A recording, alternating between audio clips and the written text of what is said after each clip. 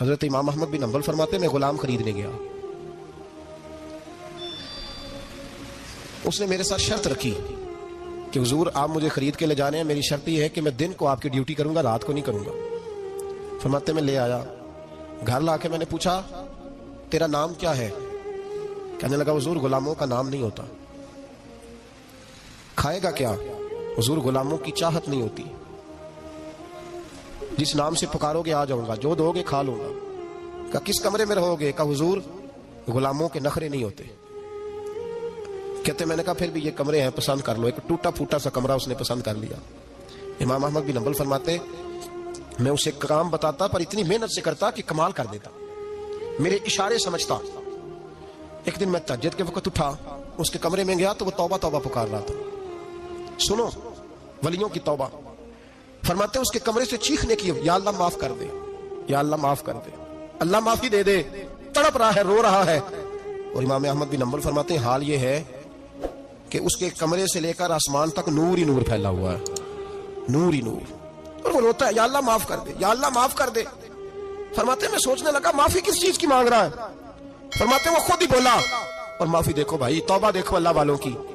کہنے لگا اے اللہ میں تیرا بندہ ہوں، تو نے زندگی دی، نعمت دی، آنکھیں دی، کان دیے، سانسیں چلائیں، بغیر مانگے سارا کچھ دیا۔ چاہیے تو یہ تھا کہ میں دن رات تیری بارگاہ میں جھکا رہتا، پر مجھے معاف کر دے۔ میرے اوپر امام احمد بن حنبل کے بھی حقوق ہے، میرے مالک کا بھی حق ہے، اس لیے میں دن سارا عبادت نہیں کر سکتا، بس 5 نمازیں پڑھ سکتا ہوں، رات میں جاگتا رہتا ہوں تیرے حضور۔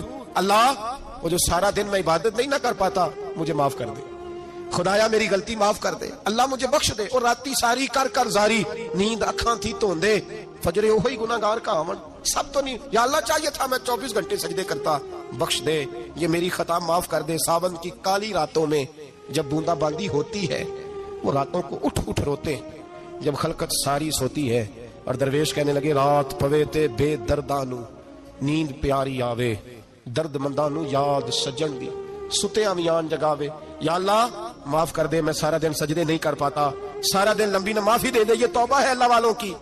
امام احمد بن حنبل فرماتے ہیں فجر کے وقت وہ میرے ساتھ مسجد گیا، میں نے اس کا چہرہ دیکھا، میں اس کو کونے میں لے گیا، میں نے کہا جا تو اللہ کی رضا کے لیے آزاد ہے، جا میں اپنے حق معاف کرتا ہوں، مکان تیرے پاس رہے گا، کھانا تجھے ملے گا، تو آزاد ہے۔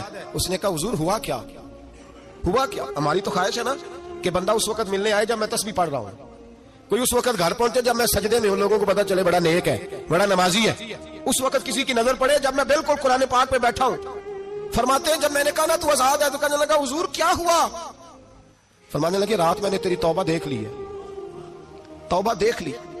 امام صاحب فرماتے ہیں وہ پھر تڑپ کے رویا، سجدے میں سر رکھا، تو نے یہ کیا عجب کیا، مجھ کو بھی فاش کر دیا، میں ہی تو ایک راز تھا سینہ کائنات میں، میں سراپا مخزن راز تھا، میں رہا تھا مدتوں راز میں، یہ تیرا شوق دید کشاں کشاں مجھے بھی کھینچ لایا مجاز میں۔ اے اللہ پردہ ہی کھول دیا ہے تو نے، یہ عبادتیں، یہ توبہ، یہ ریاضتیں، یہ تیرا میرا راز تھا، اللہ تو نے پردہ ہی کھول دیے، مہربانی کر مجھے پردہ پوشی عطا فرما، اللہ معاف کر دے، مجھے پردہ پوشی عطا کر۔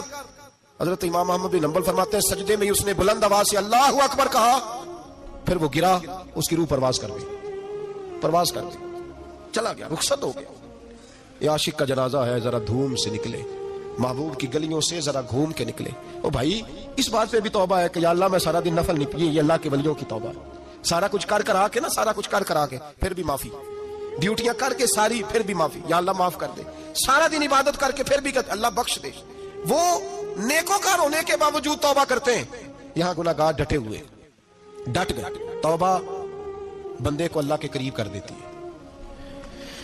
ہم لوگ کہتے ہیں گناہ ہوں گے تو توبہ کریں گے نا، اور ہمارے زمانے میں تو گناہگار ہے ہی نہیں، سارے نیکوکار ہیں، اللہ ماشاءاللہ۔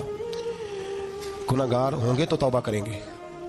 کئی دفعہ نا ہمارا بھائی ناراض ہو جاتا ہے، دوست ناراض ہو جاتا ہے، تو جب ناراض ہوتا ہے نا بہت زیادہ بولتا نہیں، تو ہم پھر قریب جاتے ہیں، اس کو پوچھتے ہیں کیا بات ہے، کیوں ناراض ہے، ادھر دیکھیں میری طرف، کیوں ناراض ہے، کیا ہوا؟ وہ کہتا ہے نہیں نہیں بس چھوڑو، ہمیں نہیں پتا ہوتا، تفصیل پوچھنی پڑتی ہے، بات کرنی پڑتی ہے، پھر وہ بتاتا ہے کہ وہ جو تو نے ایک جملہ کہا تھا نا وہ تجھے نہیں کہنا چاہیے تھا۔ پھر ہمیں خیال آتا ہے ہاں مجھ سے غلطی ہو گئی، پھر ہم کیا کرتے ہیں، معافی مانگتے ہیں، راضی کرتے ہیں۔ ہوتا ہے ایسے کہ نہیں ہوتا ہے نا جناب؟ تو بندے سے تو بعض اوقات ایسا معاملہ ہو جاتا ہے تجھے پتہ نہیں، تو کیا اللہ کی ایسی نافرمانی نہیں ہوتا جس کا تجھے پتہ ہی نہ ہو؟ اللہ کے بندے روز رات کو معافی مانگ کے سوتے، روز، پتہ نہیں کوئی انجانے میں جملہ نہ نکل گیا ہو، ہر وقت ڈرے رہتے تھے، سہ میرے بندوں سے نہیں، کس سے؟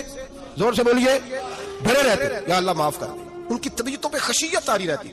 ہم دلیر لوگ ہیں، توجہ نہیں کرتے عزیز بھائی، اور ہم اس وقت توجہ کرتے ہیں جب مہلت ختم ہو جاتی ہے، جب سزا کا وقت شروع ہو جاتا ہے۔ میری بات یاد رکھنا، ایک وقت تک اللہ مہلت دیتا ہے بندے کو، گناہ کرتا ہے اللہ مہلت، پھر سزا شروع ہوتی ہے، پھر بندہ اس کی پکڑ میں آتا ہے، پھر جب پیر پھسلتا ہے تو کسی جگہ اس کا ہاتھ دوبارہ نہیں پڑتا، وہ پھر پھسلتا ہی جاتا ہے۔ یاد رکھنا، ہم مہلت کے وقت توبہ نہیں کرتے، اور جب پھسل جاتے پھر ہم کہتے ہیں اوہو یہ کیا ہوا،